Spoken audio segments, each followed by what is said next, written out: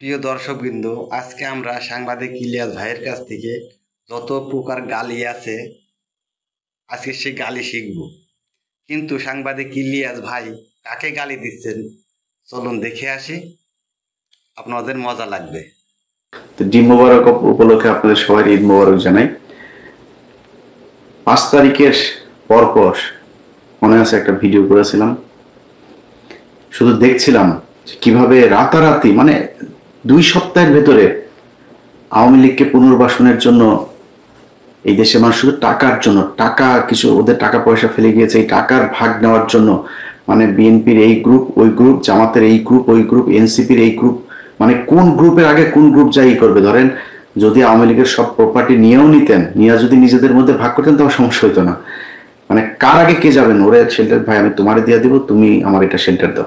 তো ওই এলাকায় মনে করেন একই রাজনৈতিক দলের 2 জন নেতা আছে, ওই নেতাকে বললো তুমি আমারে দাও আমি তোমার শেল্টার দেবো, সে শেল্টার দিচ্ছে। কেন্দ্রীয়ভাবে যদি মনে করেন পলিটিক্যাল দলগুলো সব নিয়ে নিত তাও কিন্তু এই সমস্যা হইতো না। তো গণিমতের মাল নিয়ে নিবেন। আওয়ামী লীগ কি জিনিস ওইটা আমার মনে হয় আমার চাইতে যাদের ডাবল বয়স তারাও এখন বুঝতে পারে না, অথবা বুঝতে চায় না, বুঝেন না, না বোঝার ভান করে। আওয়ামী লীগরে কুকুর বুঝেন, কুকুর যেমন রাস্তাঘাটে পয়দা হয় না, ওরা বল না ওদের জন্ম রাজপথে, ওদের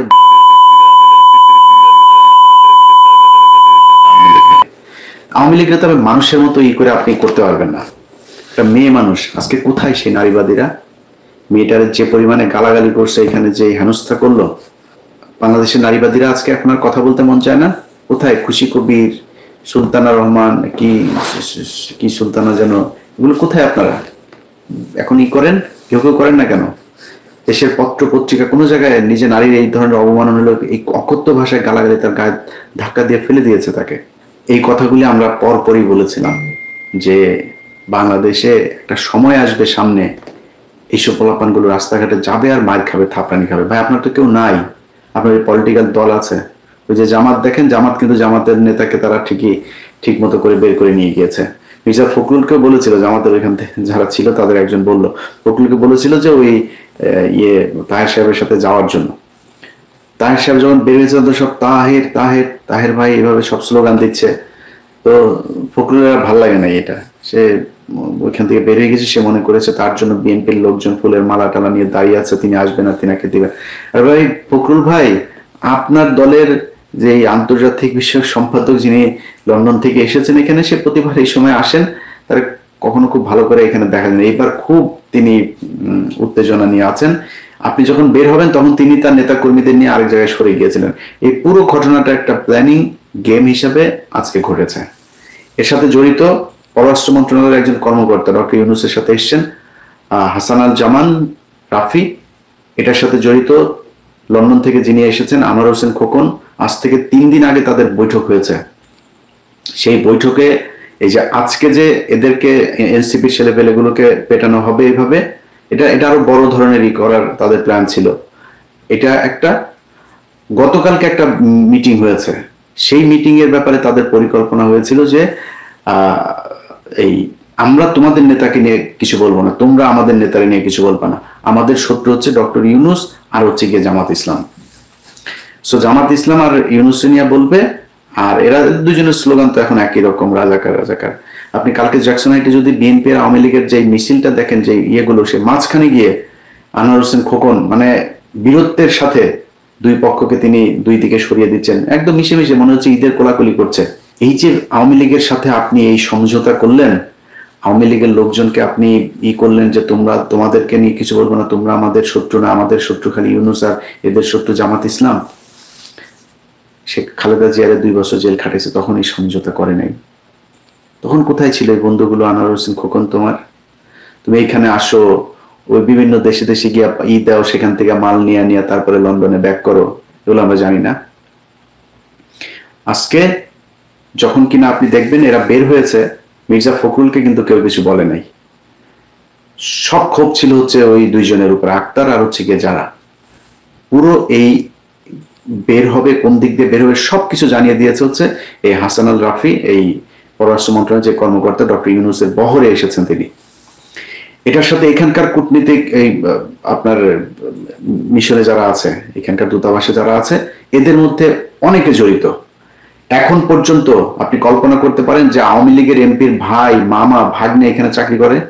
এটা বিশ্বাস হয় আপনার? এখানে চাকরি করে এখনো 80% এখন পর্যন্ত আওয়ামী লীগের লোকজন এখানকার দূতাবাসে চাকরি করছে। আপনি সরান নাই। এই যে পররাষ্ট্র উপদেষ্টা তৌহিদ, সে বদমাইশ, একটা বদমাইশ সবখানে, সারা পৃথিবীতে সে আওয়ামী লীগের লোকজনের বসিয়ে রেখেছে। মাল নিচ্ছে, লোক দিচ্ছে, মাল নিচ্ছে, লোক দিচ্ছে, ইয়া দিয়ে তারপরে তৌহিদ এগুলো করছে। তো তৌহিদ মিয়া, তারপরে এই সরকারের যারা যারা আছে, কারা কারা চুরি করছে, কি করছে, এটা এখন যদি বলতে যাই তাহলে ডক্টর ইউনূসও চুরি করছে। ডক্টর ইউনূসের একটা ভাই, ভাতিজা, এরা বিভিন্নভাবে বিভিন্ন ধরনের সুযোগ সুবিধা নিচ্ছে। ডক্টর ইউনূস, আপনি দুধু খান, কিছুই বুঝেন না, আপনি একটা নিরীহ মানুষ, আহারে কিছু বুঝেন না। এগুলো আমরা চিনি, এগুলো সাদা চামড়ার যেগুলো আছে চোর, সাদা চামড়ার চোরেরা সারা দুনিয়ায় মানুষের সব ধন সম্পদ লুণ্ঠন করে এখন তারা আমাদের নীতি শিখায়, আমাদের ম্যানার্স শিখায় তারা। তা আপনি তো ওই চোরেদের কাছ থেকে ধিক্ষা নিয়েছেন, তো আপনি বুঝেন যে চুরি কেমনে ভদ্রভাবে। এই ধরনের চোরেদের কোনো নাই, মানে তার কোনো শত্রু হবে না। চুপচাপ কথা বলার ইয়েতে আপনি বুঝবেন, আপনার কথা বলে আপনাকে সেই করে সে যা করার সেটা করবে। সব চুরি করছে ডক্টর ইউনূস সাহেব নিজে, যে কারণে তার আশপাশের যত চোর আছে সব চোরেদেরকে সে শেল্টার দিচ্ছে। আপনি বলেন তো, এই গত 1 বছরে ভারতের সাথে আমাদের কি সমস্যা হয়েছে? ভারত আমাদের চ্যানেল চালাইতে দেয় নাই, আমাদের টেলিভিশন চালাইতে দেয় না। ভারতের চ্যানেল চলছে, ভারতে ইলিশ মাছ পাঠাচ্ছে, ভারতের সাথে বাণিজ্য চলছে, ভারতের ওই করিডোর, তারপরে সবকিছুই তো আছে, কোনো কিছু বাদ আছে না। তার বন্দর এখনো ব্যবহার করছে, আমরা তাদের কাছ থেকে কিছু পাচ্ছি না। তো ইউনূস সরকার কি করেছেন? আদানির কাছ থেকে আরো বেশি হারে বিদ্যুৎ নিচ্ছেন আপনি। আর কি কিছু বাকি আছে নাকি? আর কিছু আছে যেটা ইন্ডিয়ার বিরুদ্ধে আমরা কোনো অ্যাকশনে গিয়েছে? কিছুই করি নাই। এটা হচ্ছে আই ওয়াশ। এগুলো আমরা ভুলে যাব না। এতগুলো মানুষের জীবনের বিনিময়ে বাংলাদেশটা নতুন করে তৈরি করার যে সুযোগ হাতছাড়া হয়েছে, এটার দায় ডক্টর ইউনূস এবং এই এখন যারা আছে তাদের সব কয়টাকে নিতে হবে। আপনাদের কারণে আজকে এই অবস্থা হয়েছে। আমরা গত 1টা বছর ধরে বলছি যে আওয়ামী লীগের বিরুদ্ধে আপনারা জিরো টলারেন্সে যান। কয়েকদিন আগে মাহফুজের উপর এখানে হামলা হলো, সেই হামলায় ঘুরায় পেঁচায় তারপরে গোলাম মর্তুজা এখানে প্রেস মিনিস্টার করে বানিয়েছে তারে। সে মানে নানান ধরনের তেনা পেঁচায় টেঁচায় তারপরে বোঝানোর চেষ্টা করলো। এটাতে আওয়ামী লীগের ওরকম তেমন কোনো দায় নেই, এখানে কিছু উচ্ছৃঙ্খল ছেলে ফেলেছিল, তাদের কারণে এটা হয়ে গিয়েছে। দূতাবাস কোনো ব্যবস্থাই নেয় নাই। দূতাবাস থেকে বরং এখানকার সরকারের এজেন্সিরা যে ব্যবস্থা নিতে চেয়েছে সেটাকে তারা বাধা দিয়েছে, সেটাকে তারা নিরুৎসাহিত করেছে এখানে। এবং সেটা প্রমাণও আছে আমাদের কাছে। দূতাবাস থেকে বলা হয়েছে তাদের কাছে যে আমরা এটা নিয়ে কোনো ঝামেলায় যেতে চাই না। সেটা যদি ব্যবস্থা নেওয়া হইতো ভালো করে, তাহলে আজকে এই হামলা করার সুযোগ পেত না। এই হামলা করা হবে এটা দূতাবাসের, এরাও জানতো, এই কারণে এটা নিয়ে কোনো ঝামেলায় যায়নি। ভাই, আপনার তো কষ্ট নাই, আপনি তো এখানে পেয়েছেন আরামে। আমার দেখেন না যে মন্ত্রী এই ইয়েতে ডক্টর ইউনূস ভাই, আপনারে তো আমরা কাজে লাগাইছি, কাজের লোক টোককে কাজে লাগাই না, আমরা কাজে লাগাইছি। আপনার মতো এগুলি এই বাংলাদেশের জন্য জীবনে কোনোদিন কোনো কাজে আসেন নাই। আপনার কেন কাজে লাগাইছি জানেন? খালি ওই যে ধর্মীয় গুটি খেলেন না আওয়ামী লীগ, এই কারণে 1 মাস আপনাদের দরকার ছিল। আপনার মতো এরকম এই ভদ্র চোর, ভদ্র সুদখোর আমাদের দরকার নাই ভাই। আপনি এই দেশটারে, এই বিপ্লবটারে ড্যাশ মাইরা তারপরে ছেড়ে দিয়েছেন। আমরা এরকম দেশ চাই নেই। এই এই কয়টা দিন যদি নাকি আপনি মনে করেন যে ন্যূনতম একটা শৃঙ্খলা, মানে কি হয় না যেটা আগে হতো না, আগে হতো যেটা, এমন কিছু আছে যেটা এখন হচ্ছে না। কোনো কিছু ভালো হয়েছে? ঘুষ, সুদ, কোনো মারামারি, দখল, চাঁদাবাজি, সবকিছু হচ্ছে। আপনার মতো এরকম ভালো এক বালের রাষ্ট্রনায়ক দিয়ে আমার লাভটা কি? আপনি কি, আপনি গত এগুলোর ব্যবস্থা আপনার চোখের সামনে চুরি করে আপনি কিছুই বোঝেন না। সব বুড়া মুড়া এগুলো খাটাস গুলো ধরছেন, জীবনে কোনোদিন নামও জানি না। এই দেশের এই 15 বছর তার অবদান কি? আপনি সরানো না তাদেরকে। আপনি এই জন্য এসছেন এখানে। আপনি যা ডিজার্ভ করেন তার চাইতে শত সহস্র কোটি কোটি গুণ আপনাকে বেশি সম্মান দেওয়া হয়েছে। আপনি আমার ক্ষমতা আছেন দেখে আপনি চাইলে ভালো হয়ে গেছেন। আপনাকে তো মিয়া কামলার মতো কামে লাগাইছি আমরা। আপনার এখানে থাকলে, আপনার মতো এরকম একটা সুদখোর যদি থাকে, তাহলে ইন্টারন্যাশনালি তারা আমাদের কিছু বলবেন, এই জন্য কামে লাগিয়েছে আপনার। আপনি এই দেশের জন্য জীবনে কোনদিন কিছু করছেন নাকি? আপনি ওইখানকার ঘুরেন, খালি সারা দুনিয়ায় গার্লফ্রেন্ড আর মদ নিয়ে ঘুরেন, দেশের কোনো কাজ করছেন? আপনি জীবনে কোনোদিন আজ পর্যন্ত কাজ করেছেন? কোনো কিছু করেন নাই। এখন সুযোগ পেয়েছেন, লুটপাট করে খাচ্ছেন। আপনার ওই যে ভাতিজা ভুতিজা যা আছে সব চিনি তোরে ভাই।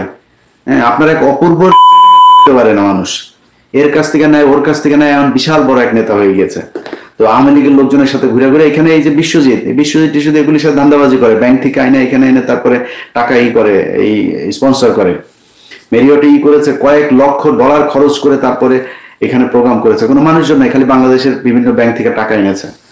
ধান্দাবাজি সবই হচ্ছে। এই দেশের কি উপকার হয়েছে, একটা সাধারণ মানুষের কি উপকার হয়েছে? যেই ছেলেগুলো মারা গিয়েছে তাদের তালিকা এখন পর্যন্ত করতে পারে নাই সুদখোর ইউনূস। আপনারা এই বিপ্লবে আপনি যে ক্ষতিটা করলেন, এটা সুযোগ আপনার হাতে ছিল। বাংলাদেশের মানুষ আপনাকে একদম ব্ল্যাঙ্ক চেক দিয়ে দিয়েছিল, ব্ল্যাঙ্ক সাপোর্ট দিয়েছিল, যা মনে চায় করেন ডক্টর ইউনূস। আপনি চুরি, আপনার কিছু লোকজনের চুরির সুযোগ দেওয়া ছাড়া আপনি কোনো কিছু করেন নাই। এই জন্য এতগুলো মানুষ মারা যায়নি। আমরা, আমার পরিবার বাড়িতে থাকতে পারি নাই। ওই ওই জেলার পুলিশ সুপার, ওই জেলার পুলিশ সুপার, অমুক বাহিনী হাজিরা দিতে দিতে শেষ, কেউ চাকরিও করতে পারে নাই।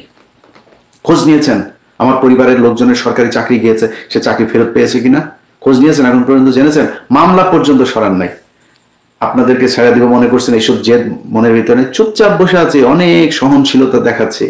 কারণ অনেকগুলো সমস্যা, হাসিনা না থাকাতে অনেকগুলো সমস্যা মাথা থেকে সরে গিয়েছে, যে কারণে হজম করছে খুব ঠান্ডা ভাবে। এটা খুব বেশি দিন হজম করব না। এখন তো তাও আসেন ক্ষমতায়, তারপর একটু কম বলি, ক্ষমতাটা যাইতে দেন, কুষ্টি উদ্ধার করে ছেড়ে দেবো আপনাদের।